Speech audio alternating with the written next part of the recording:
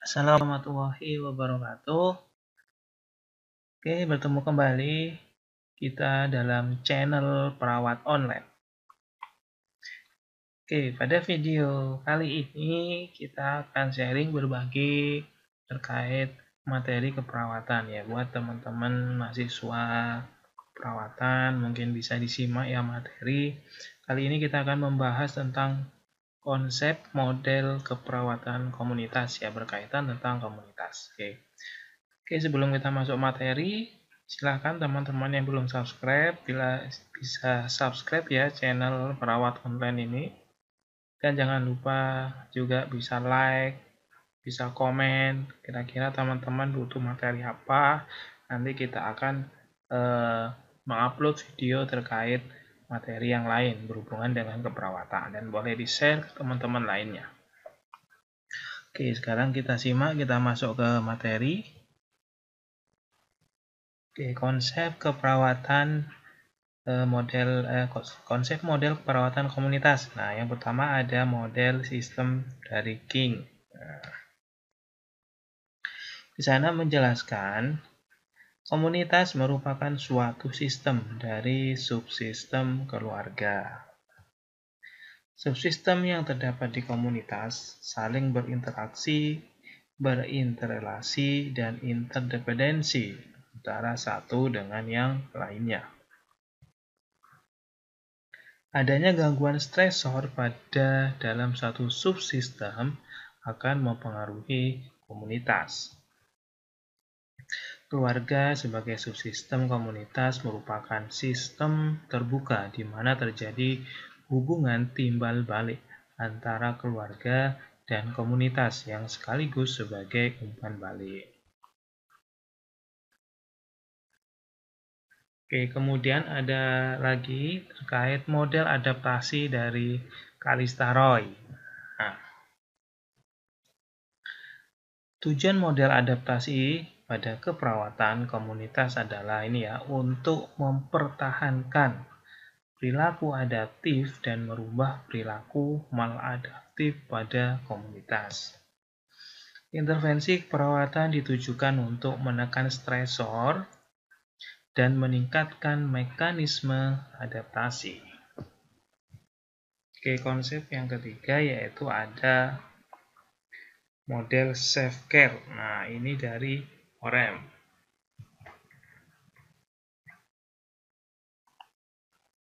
Model ini tepat digunakan untuk keperawatan keluarga karena tujuan akhir dari keperawatan keluarga adalah kemandirian keluarga ya, sesuai teorinya yaitu self-care ya.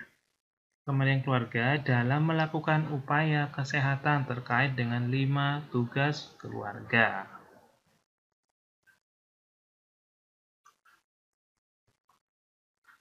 Masih berkaitan tentang OREM, fokus asuhan keperawatan menurut OREM adalah yang pertama ada aspek interpersonal. Nah, itu hubungan dalam keluarga. Kemudian ada aspek sosial, berarti antara keluarga dengan masyarakat.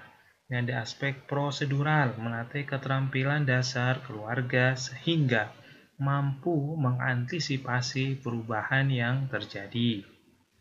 Kemudian ada aspek teknis, mengajarkan keluarga teknik-teknik dasar yang mampu dilakukan keluarga di rumah. Misalnya mengompres dengan baik dan benar. Oke, sekarang kita masuk ke konsepnya Betty Newman. Nah, oke, model konsep yang menggambarkan aktivitas keperawatan yang ditujukan kepada penekanan penurunan stres. Nah, ini berkaitan tentang stresor. Dimana dengan memperkuat garis pertahanan diri secara fleksibel atau normal maupun resisten. Dengan sasaran pelayanan adalah komunitas terkait dengan 3 level prevensi. Ini adalah teori dari Betty Newman yang dinamakan dengan Health Care System. Nah, Betty Newman menggambarkan partisipasi aktif perawat terhadap klien dengan tingkatan yang menyangkut bermacam-macam pengaruh terhadap respon klien akibat tekanan atau stres. Nah, bisa dilihat kalau dijadikan bagan, ya ini adalah gambaran model dari Betty Newman yang berhubungan dengan stresor atau stres ya. Nanti ada garis pertahanan fleksibel, kemudian masuk ke dalam garis pertahanan normal, yang paling dalam lagi ini sudah masuk garis pertahanan resisten. Di sini adalah core-nya atau intinya. Nanti yang tadi di awal sudah disebutkan ada 3 prevensi. Nah, 3 prevensi itu terdiri dari prevensi primer. Nah, ini yang garis pertahanan paling luar ya, fleksibel. Itu adalah sehat. Masuk ke pertahanan normal itu adalah prevensi sekunder, itu adanya ancaman. Kemudian yang ketiga itu ada prevensi tersier ya, berhubungan dengan yang aktual atau yang nyata ya. Oke, nanti lebih lengkapnya di slide berikutnya akan ada penjelasan dari masing-masing bagian ini ya.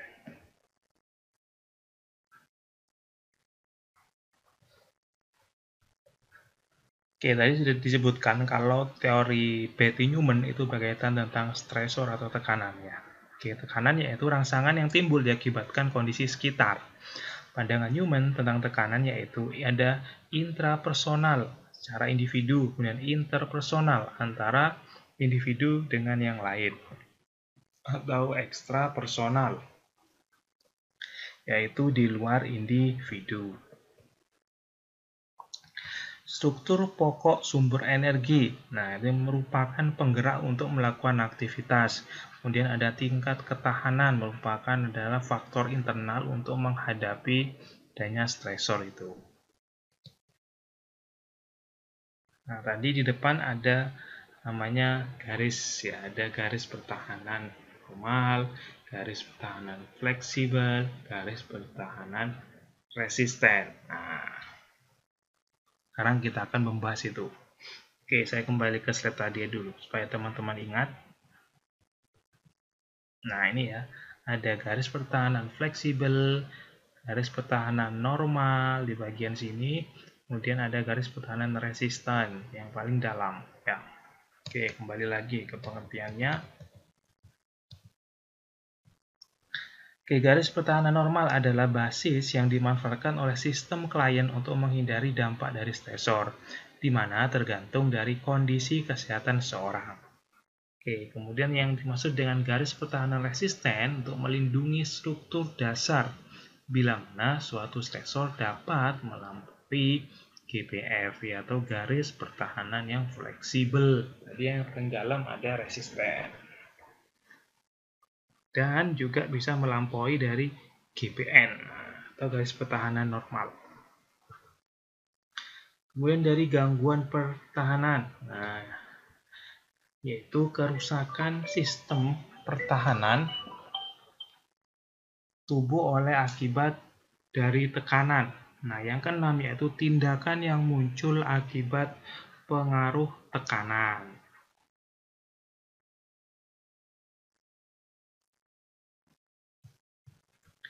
Dan ada intervensi. Nah, intervensi yaitu identifikasi tindakan sebagai akibat dari reaksi yang timbul.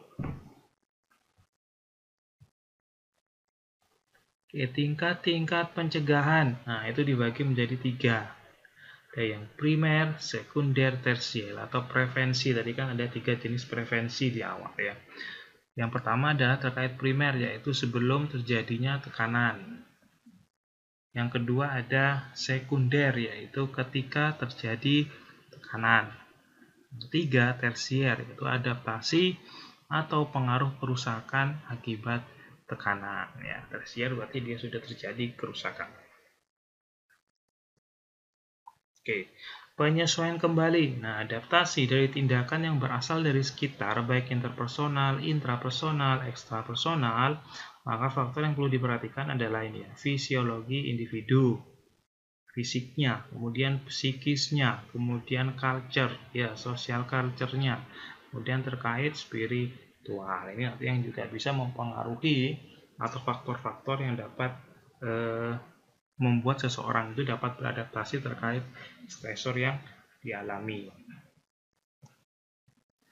Asumsi Newman tentang paradigma keperawatan. Nah, yang pertama ada manusia, yaitu merupakan suatu sistem terbuka yang selalu mencari keseimbangan dari harmoni dan merupakan satu kesatuan dari fisiologis, psikologis, sosiokultural, perkembangan, dan spiritual.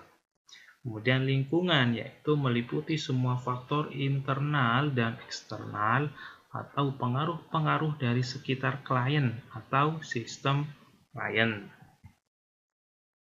Sehat, nah, suatu keseimbangan biopsikososiokultural dan spiritual pada 3 garis pertahanan klien, yaitu fleksibel, normal, resisten. Yang keempat ada keperawatan. Intervensi keperawatan bertujuan untuk menurunkan stresor melalui pencegahan primer, sekunder, dan tersier. Intervensi bersifat promosi apabila gangguan yang terjadi pada garis pertahanan fleksibel. Ya, diingat kembali ada 3 garis pertahanan menurut Newman tadi ya. Intervensinya bersifat promosi kalau dia masih berada di garis pertahanan fleksibel. Intervensinya bersifat prevensi kalau dia sudah masuk ke garis pertahanan normal ya. Intervensinya bersifat kuratif ya, atau kurasi atau rehabilitasi apabila sudah masuk ke bagian dalam, yaitu garis pertahanan resisten tadi.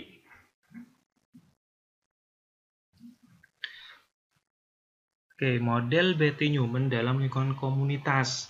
Intervensi yang bersifat promosi apabila garis pertahanan fleksibel tadi ya, contohnya misal pendidikan kesehatan atau mendemonstrasikan keterampilan keperawatan dasar yang dapat dilakukan klien di rumah atau di komunitas. Seperti itu contohnya, semacam penyuluhan.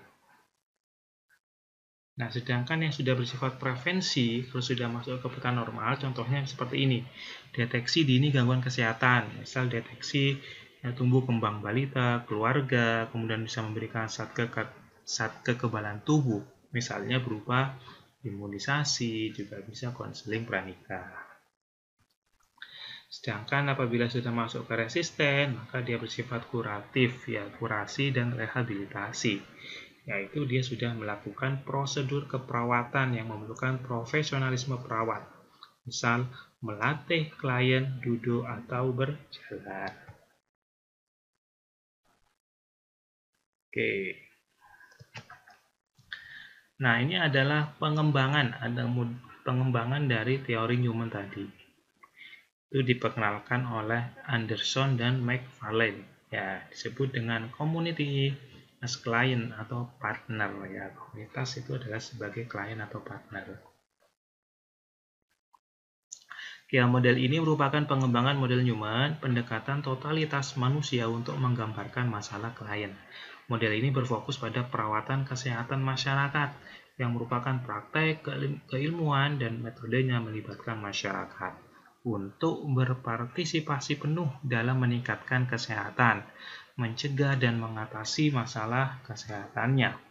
Model ini sebagai panduan proses keperawatan dalam pengkajian, menganalisis, diagnosa, intervensi, implementasi ya. Yang terdiri dari 3 tingkatan, primer, sekunder, tersier, kemudian baru evaluasi. Nah, digambar seperti ini ya, hampir mirip seperti Newman, tapi ini sudah dilakukan pengembangan ya. Kita lihat di sini masih sama ya, zona aman. Ini dalam kondisi normal, defend, kondisi normal ya. Kemudian ini sudah masuk yang retensi, ya sudah resisten. Nah, sudah resisten sudah di bagian dalam. Nah, nanti yang faktor ini banyak ada untuk dari garis pertahanan yang fleksibel. Itu nanti ada namanya semacam ini ya, ada di edukasi, pendidikan, politik, kesehatan, komunikasi, ekonomi, rekreasi. Nanti kita bahas di slide berikutnya. Oke. Model community as partner terdapat 2 komponen utama, yaitu roda pengkajian komunitas dan proses keperawatan. Ronda pengkajian komunitas terdiri dari dua bagian utama, yaitu inti dan 8 subsistem yang mengelilingi inti. Sedangkan proses keperawatan terdiri dari beberapa tahap: pengkajian, diagnosa, perencanaan, implementasi, dan evaluasi. Agregat klien dalam model ini meliputi intra-sistem dan ekstra-sistem. Bedanya apa? Intrasistem itu adalah sekelompok orang-orang yang memiliki satu atau lebih karakteristik. Sedangkan ekstra sistem itu ada 8 subsistem apa saja, yaitu komunikasi, transportasi, keselamatan, ekonomi, pendidikan, politik, pemerintahan, layanan kesehatan, sosial, lingkungan fisik, dan rekreasi. Ya, yang dilihat di gambar sebelumnya. Nah, sini dengan ekstra sistem tadi ya dipengaruhi oleh 8 item tadi.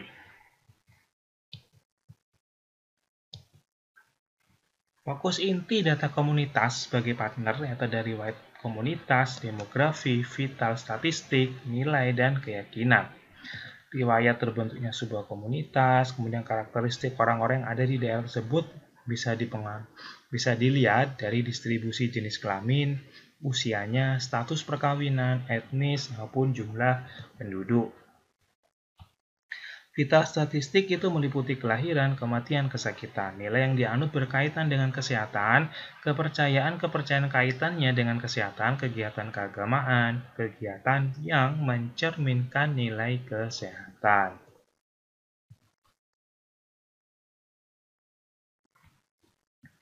Oke, lingkungan fisik. Nah, tadi kan ada 8 ya. Lingkungan fisik berhubungan dengan mutu air, flora, perumahan, ruang, area hijau, binatang, orang-orang, bangunan buatan, manusia, keindahan alam, dan iklim. Sedangkan yang pelayanan kesehatan dan sosial itu bisa berupa klinik, tentu ya, rumah sakit, profesi kesehatan yang praktek, layanan kesehatan publik, pusat emergensi, dan sebagainya ya. Kalau ekonomi berarti berhubungan dengan berkaitan tentang kegiatan ekonomi seperti industri, toko, ya lapangan pekerjaan, dan sebagainya. Keamanan dan transportasi, misalnya jenis transportasi publik dan pribadi yang tersedia di wilayah komunitas, cara orang berpergian, trotoar, jalur sepeda, transportasi untuk orang cacat, kemudian adanya layanan perlindungan.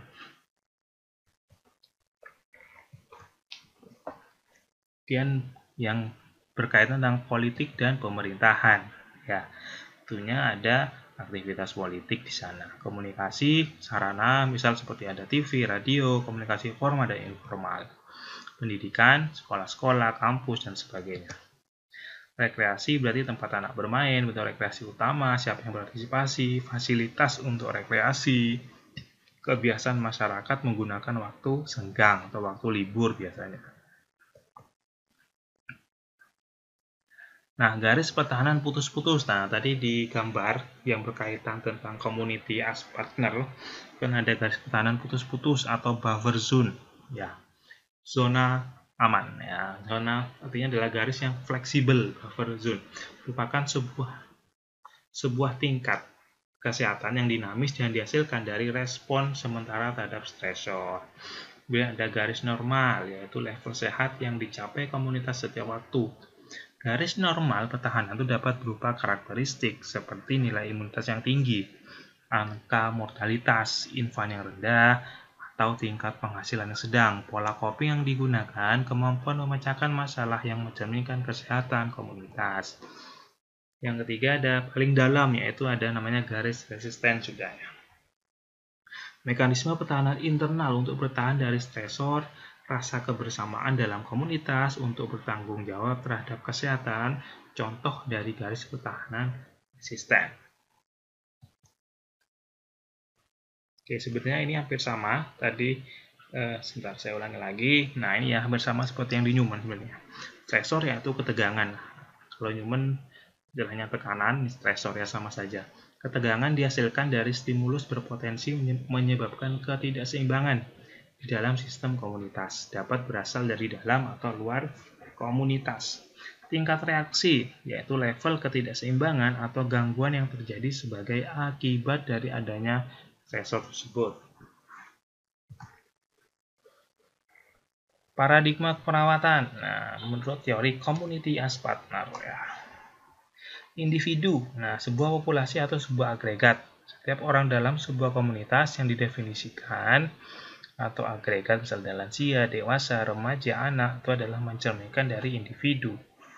Kemudian bagian kedua lingkungan, yaitu jaringan masyarakat dan sekelilingnya, hubungan antara masyarakat, pekerjaan, suku bangsa, dan ras secara hidup, serta faktor lain yang umumnya dimiliki masyarakat.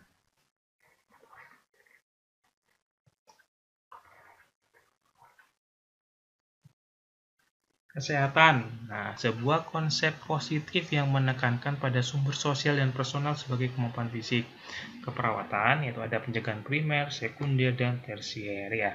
Kalau primer berarti penurunan kemungkinan ketika berhadapan dengan stresor atau memperkuat bentuk pertahanan. Kalau yang sekunder yaitu dilakukan setelah sebuah stresor memasuki garis pertahanan dan menyebabkan sebuah reaksi serta tujuannya adalah pada deteksi dini dalam mencegah kerusakan lebih lanjut.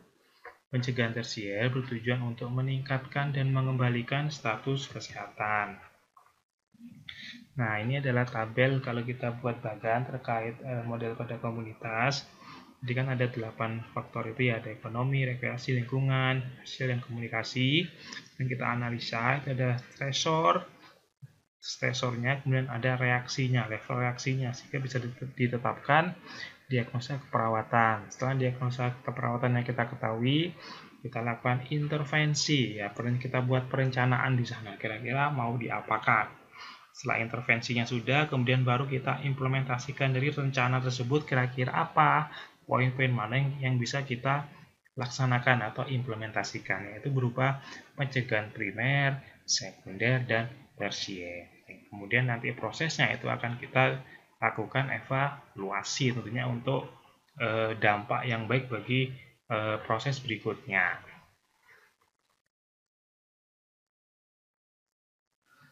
Oke, sekian video pembelajaran terkait materi keperawatan ya pada kesempatan kali ini. Terima kasih atas perhatiannya dan jangan lupa kami tetap selalu meminta dukungan teman-teman yang belum subscribe. Silakan subscribe ya, jangan subscribe kemudian klik juga lonceng yang ada di sebelah subscribe. Kemudian jangan lupa like, komen, dan share postingan kami apabila teman-teman merasakan manfaatnya. Ya, terima kasih. Saya akhiri. Assalamualaikum warahmatullahi wabarakatuh.